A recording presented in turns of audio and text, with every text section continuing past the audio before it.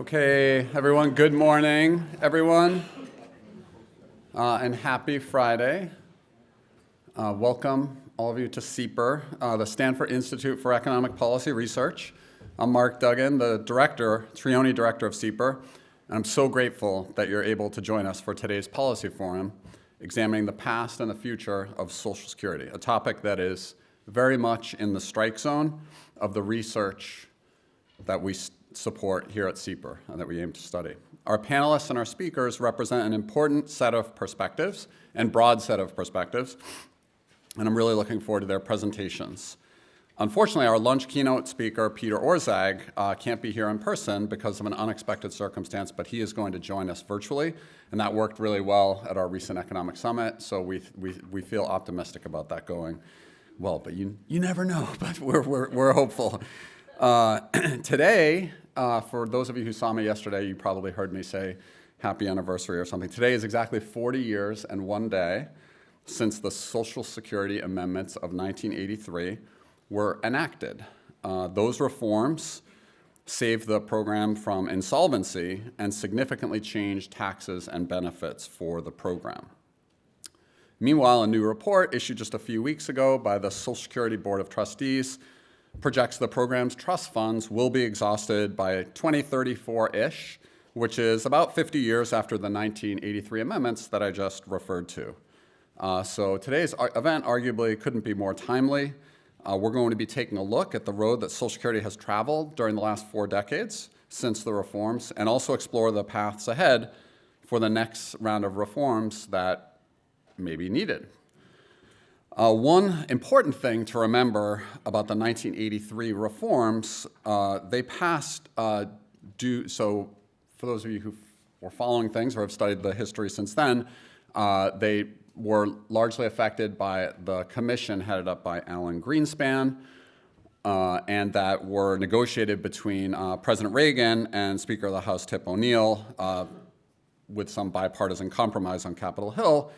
It's not like looking great for bipartisan compromise on Capitol Hill at times, but you never know. You never know what tomorrow will bring. Hopefully that effort can be a model for policymakers as they weigh their alternatives. As a nonpartisan academic institution, our mission here at SIEPR is to catalyze research that analyzes and informs better economic policies and make sure that research is available to government officials, to business leaders, and other academics who are in a position to use it, build upon it, and create positive change. And as all of you know with Social Security, there's no one obvious right way to do things. But to some extent, the research that we support helps people identify trade-offs so they can make the best possible decisions in a challenging environment. Here at SIEPR, we mentor and support students and the next generation of economic scholars and policymakers, and we host events to discuss solutions and approaches to thorny economic issues like the one that we're dealing with here today. Social Security is a huge focus of our scholars' research. Gopi, Shah, Goda, who I'll be introducing more fully in just a minute, has done important work studying many aspects of the program. So have 2 of my predecessors as SIEPR director, John Chauvin and Michael Boskin, as well as many of our other 100-plus faculty affiliates, which maybe isn't surprising since Social Security is the largest government program in human history. So it's an important program. A paper, I think it may have been, did we distribute some of them, Aline? A paper that I recently co-authored about a component of the 1983 amendments that was enacted over 40 years ago. The effect of its delayed retirement credit was just accepted for publication, so I'm kind of excited about that. So if you're out there and you have trouble sleeping at night, we have extra versions of that 59-page PDF available for you, and you can snuggle up with that if you're having insomnia on any given evening. It's really helpful, I bet, for that. But it was just accepted for publication by the Journal of Public Economics, but it was co-authored with 3 terrific people, 2 of whom are, one is a current Stanford graduate student, and the other just recently graduated from Stanford, both supported by SIEPR. And the paper is really a good example of our mission in action because additionally, the 4th co-author on the paper, and by no means 4th in terms of her contribution, is Irina Dushi, who is an economist at the Social Security Administration. And it was really great to work with her, and while she was able to help us get access to administrative data for this project, and it's a good example of us collaborating with students, with people in government agencies to do research on policy important topics. And for those of you who are already familiar with us, I'm really very grateful for your continued support of the work that we're doing. Our research and our events happen because of your commitment to the work that we do. And if you're a relative newcomer in our orbit, I welcome you to explore our research more deeply and attend more of our events. For example, 10 days from today, we'll be joined by Richard Clarida, a former vice chair of the Federal Reserve, who is now PIMCO's global economic advisor. He's going to be talking about monetary policy in the post-pandemic era and some interesting topics like what happened at Silicon Valley Bank, which seems to be on a lot of people's minds lately. 4 weeks from today, we are co-hosting a State of the West symposium with our friends at the Bill Lane Center for the American West, where we will address the crisis along the US-Mexico border and much more. So if you're looking to engage with some of the most pressing issues facing our country and others around the world, we're here with the programming to provide those opportunities. I want to give a special thank you today to Gopi Shah Goda. Gopi is one of our senior fellows here at SIEPR, and she planned and organized this policy forum today. I'm going to hand things off to her in just a minute, but first let me just tell you a bit about her. In addition to being a senior fellow here at SIEPR, Gopi is also a faculty research fellow at the National Bureau of Economic Research and a fellow of the Society of Actuaries. From July 2021 to July 2022, she served as a senior economist at the White House Council of Economic Advisors. She also served as SIEPR's deputy director from September 2016 to July 2021. Gopi is really the perfect person to organize today's event. Her research focuses on how policy can best serve aging populations, and she studies the sustainability of public programs serving the elderly, how people make decisions about healthcare, saving, and retirement as they age, and the broader implications of the COVID-19 pandemic on health, labor supply, and entitlement programs. Some of her recent research has examined the effect of long-term care insurance on family members' work and location decisions, and how COVID-19 illness affects U.S. workers. Her work has appeared in a variety of leading economics journals and has been covered by many major media outlets. And very importantly to us here at SIEPR, her work has frequently been cited in government reports, agency rulemaking, legislative bodies, and, as I said, in the popular press. And so with that, let me turn things over to Gopi Shah Goda. Please join me in welcoming her.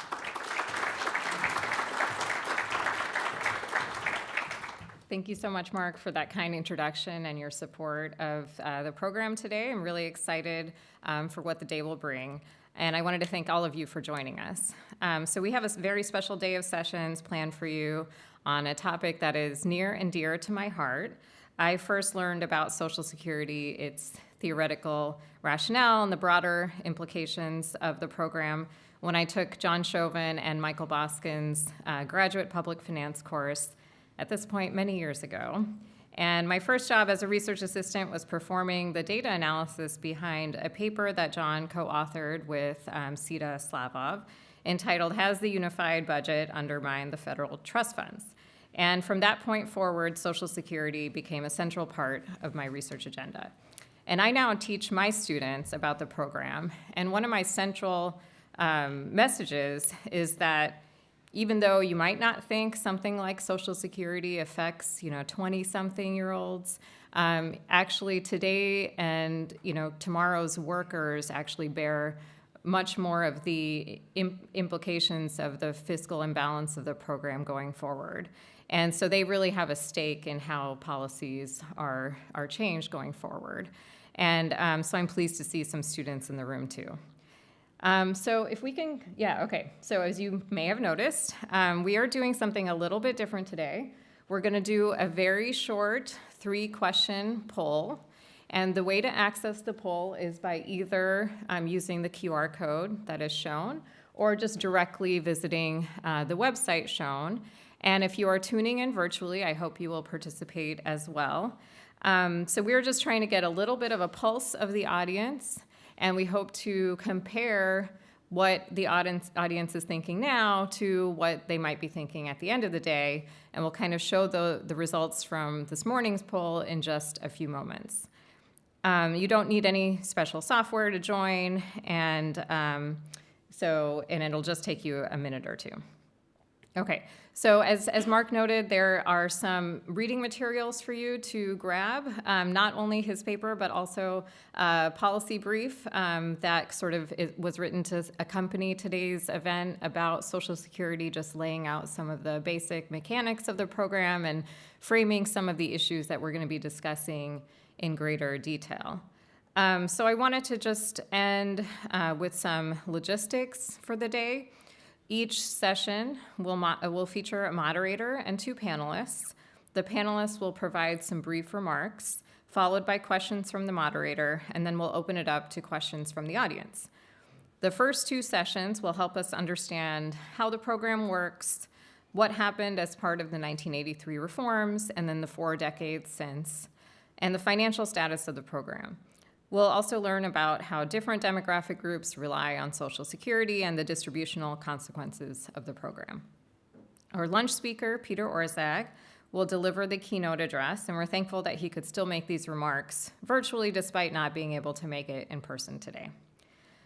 Peter will be kicking off our afternoon program, where we will be looking ahead to the program's future. One session will touch on the political economy of reforming the program, and we will end the last session with what I expect will be a lively discussion of some tangible reform solutions and their trade-offs. There will be a short break in the morning and a short break in the afternoon, a slightly longer break to grab lunch, and a reception after the end of the program in our courtyard. So I also just want to make one quick announcement that may be of interest to some members of this audience. Sita Slavov, who I mentioned before, and I are preparing to submit a special issue proposal to the Journal of Pension Economics and Finance, featuring original research articles that have policy implications for reforming the Social Security program. These submissions should be centered around academic research rather than policy advocacy, and paper proposals are due on May 1st. And if you have more questions about that and want more information, please get in touch with me sometime during the day, and I will provide you with that information. Okay, so before we start the first session, let's take a look at the results of our poll. So I think if we switch, okay, we have some respondents here, noted by, they're still coming in, but we're going to kind of go ahead and see. Okay, so we can see that we already have a lot of importance placed on policymakers taking action within the next 3 years to achieve Social Security solvency. So no one thought that this was not important at all. And as the votes come in, the people find it more and more important that we take action. So I'm not sure we're going to get much higher than that at the end of the day, but it's obviously a select group of people who have come with us today to attend this program. Okay, let me advance one more slide. Okay, so then this next question was if you had to choose between benefit reductions and tax increases in order to achieve Social Security solvency, what would be your optimal mix between the two? And you can see here that we're not all in agreement about how the program should be reformed. And in fact, there's some responses on all parts of the range here. And there's some maybe a bit more weight on the left side and in the middle, but we see a significant range of possibilities that people have in mind when they're thinking about addressing the program. Okay, so the last question was, what do you most hope to learn from today's policy forum? So it looks like Social Security makes a prominent presence here, which I guess makes a lot of sense. But I also see policy, political solutions, and reforms highlighted here. So I think we will touch on all of those topics today. And so thank you for participating in that poll. We will, like I said, we will do a similar poll at the end of the day, and we'll be able to even compare some of the results.